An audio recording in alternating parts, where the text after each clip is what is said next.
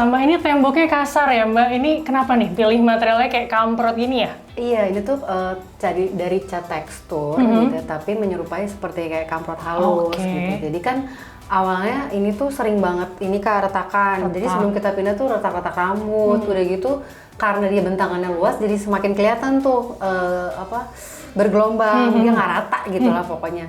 Terus setelah walaupun udah direvisi berapa kali gitu ya, tapi tetap tidak menyelesaikan masalah. Makanya akhirnya aku ngide aja udah pakai si cat tekstur ini gitu ya, supaya menutupi tidak sempurnaan tembok yang tadi. Jadi sahabat hunian kalau misalnya punya masalah serupa nih, temboknya tuh udah diratain berapa kali nggak rata-rata, tinggal dipul lagi, diamplas lagi kan debu banget gitu Kak. Tinggal dikamprot aja, jadi camouflage ya. Kalaupun nggak rata ya udah let it be. Cat tekstur. Iya, langsung kita cat tekstur aja. Iya. Sama aku notice juga nih inner core yang tadi tuh ngaruh juga ya ke pencahayaan di sini. Ini bener nggak? Iya, betul. Ini tuh tadinya kan sebenarnya harusnya originalnya pakai skylight. Tapi ternyata setelah kita ngobrol-ngobrol gitu ya, skylight itu kalau misalnya dia masangnya nggak oke nih, samping-sampingnya tuh dia harus di maintenance kayak 6 bulan sekali Kak, ditambah sealer gitu kan. Terus cita-cita kita pengen yang rumah yang dengan low maintenance kayaknya bakal gagal deh gitu. Ya udah akhirnya kita nambah si jendela ini. Tadinya tuh jendela ini cuma satu di sini. Aku lihat ya. Aku ngerasa kayaknya kurang deh pencahayaannya, makanya kita minta 2 di sini. Untuk jendela ini menghindari dan menggantikan si skylight. Jadi tetap terang, adem juga. Benar-benar inner core-nya itu nyawa nih ke lantai 1, ke lantai 2. Nggak nempel sama tetangga ya. Benar. Nah sahabat hunian, sekarang kita udah di lantai 2 rumah Mbak G dan lagi-lagi ada lengkung-lengkung nih Mbak. Ini apa nih Mbak? Ini tuh sebenarnya railing tangga, tapi sekalian juga storage untuk sepatu gitu kan. Karena itu tadi lagi-lagi rumahnya compact, kita butuh banget storage yang banyak gitu kan.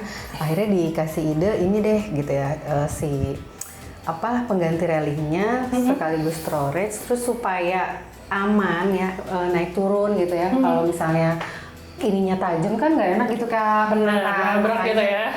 Makanya aku minta dia supaya dilengkungin gitu ya, biar child friendly juga.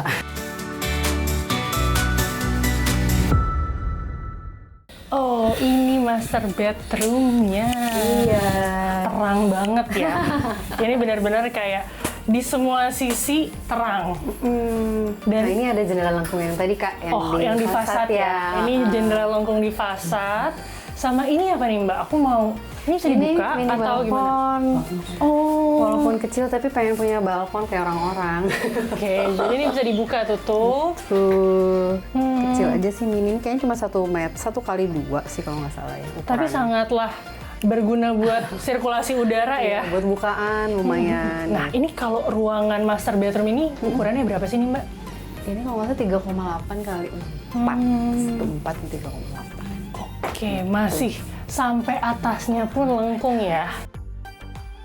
Aku notice juga nih bagian lantainya ini SPC, vinil atau gimana nih Mbak? Kan beda ya sama yang di luar tadi? Iya, untuk area di kamar kita memang pilih SPC ya, supaya kalau misalnya pagi-pagi bangun kalau nyalain AC tuh kan Kak, begitu nginjek dingin gitu ya, kaget banget gitu.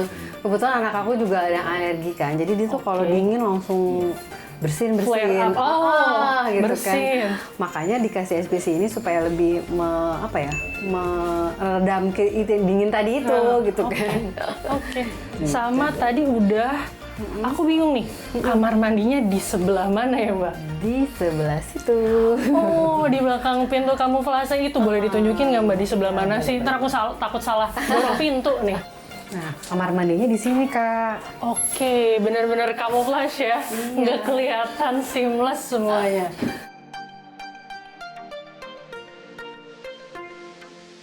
Ini tuh originalnya sebenarnya harusnya 2, jadinya buat kamar mandi anak dan aku kan. Tapi setelah kita pikir-pikir, daripada kita punya 2 kamar mandi tapi sempit, lebih baik 1 gitu ya. Tapi dikasih connecting door, jadi anak-anak juga bisa akses ke sini gitu kan. Aku dari dalam kamar juga bisa akses. Gitu. Jadi hemat budget juga ya, daripada itu dia bikin sih 2 kamar mandi, mendingan 1 aja tapi dikasih connecting door. Toh dua-duanya pun kalau misalnya dipakai bisa dikunci. Betul, jadi kalau misalnya ada betul. orang di dalam, tetap aman aja yang di dalam. Di sini mungkin aku boleh intip kamar anak-anak kali ya? Boleh.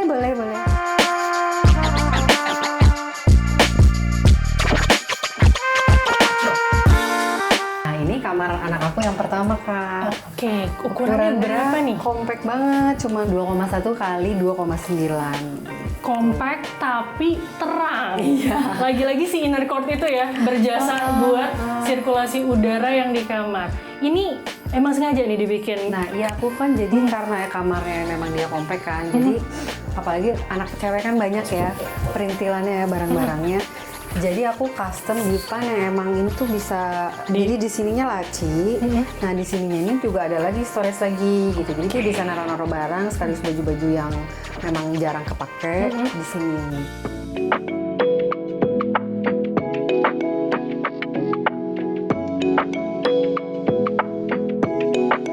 Nah sekarang kita ke kamar anak kedua ya Kak ya. Oke Mbak, kita lihat langsung. Ini dia. Wah, ini ukurannya sama atau beda?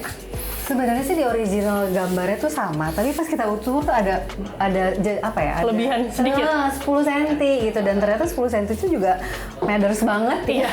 Kalau di rumah kompleks 10 cm aja gitu. tuh berpengaruh gitu ya. Rasanya beda gitu dan karena ini anaknya laki-laki, dia juga barangnya kan gitu banyak. Nah kayak kakaknya tadi kan, jadi kita pakai storage yang gini aja sih Kak. Yang simple ya. Berhubung bajunya juga masih sedikit kan. Gitu. Lagi-lagi untuk temboknya dikasih aksen lah ya. Iya, ini pembeda aja. Kalau yang si hijau yang laki kan, tadi yang pink itu yang perempuan. Oke, ya benar-benar ya. Jadi tetap ada nuansa berbeda, Betul. gendernya gitu ya. Nah, sahabat hunian, tadi kan kita udah keliling-liling lantai 1, lantai 2. Tapi aku masih ada yang pengen aku tanya-tanya lagi nih. Mungkin kita bisa duduk di tempat bawah tadi ya? Boleh. Oke, yuk kita ke bawah yuk. Oke.